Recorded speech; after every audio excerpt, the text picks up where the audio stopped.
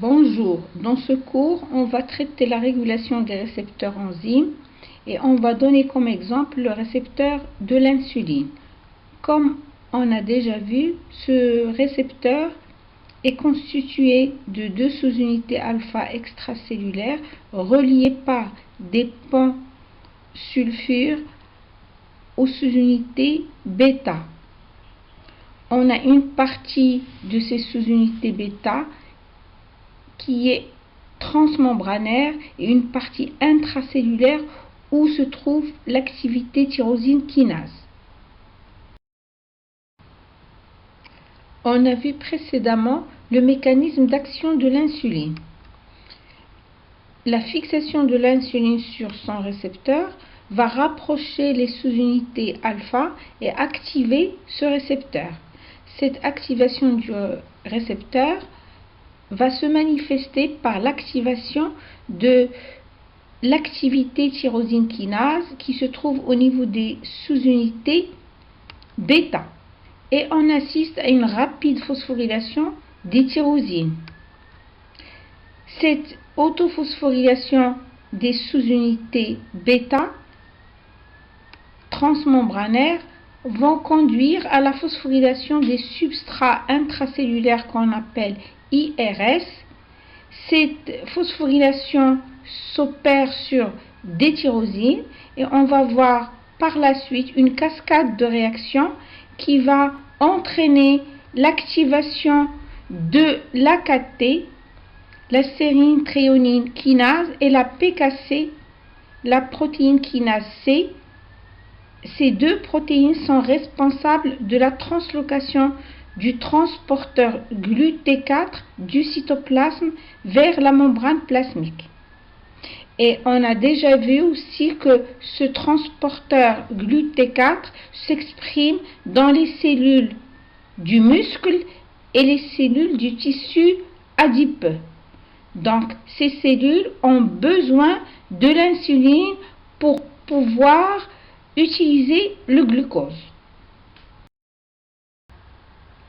Cette figure nous résume le mécanisme d'action de l'insuline. L'insuline se fixe sur son récepteur, l'active, autophosphorylation sur des résidus tyrosine, phosphorylation après des IRS, une cascade de réactions qui va aboutir à l'activation de l'AKT et la PKC, qui vont conduire à la translocation du transporteur qui est contenu dans des vésicules cytoplasmiques vers la membrane plasmique par phénomène d'exocytose.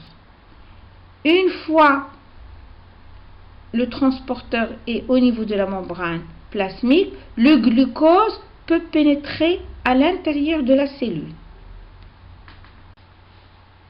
Maintenant, on va voir la désensibilisation du récepteur de l'insuline qui est une diminution d'une ou de plusieurs réponses biologiques induites par cette hormone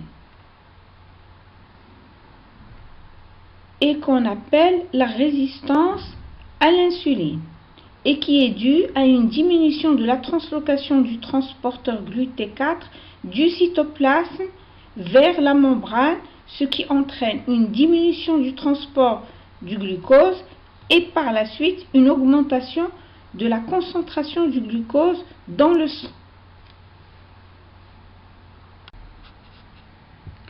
Maintenant, on va voir les mécanismes de désensibilisation du récepteur de l'insuline.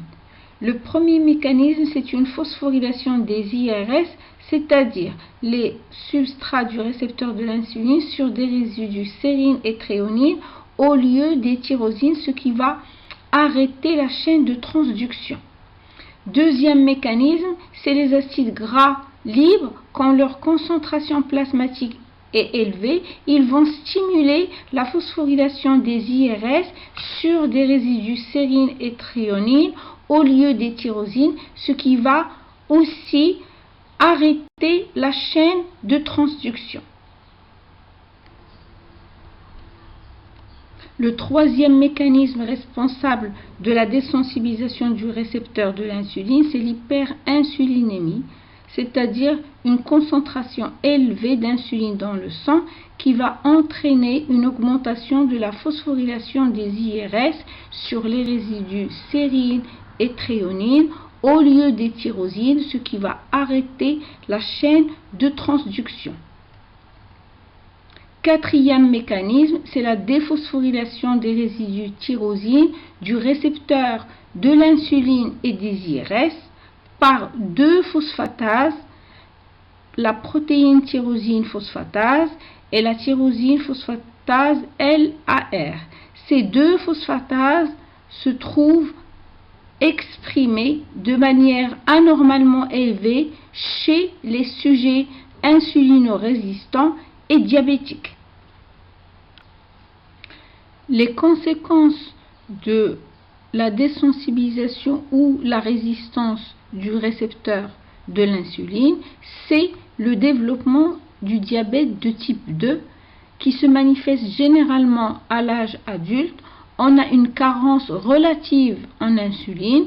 Le pancréas ne sécrète plus suffisamment d'insuline pour maintenir une glycémie normale.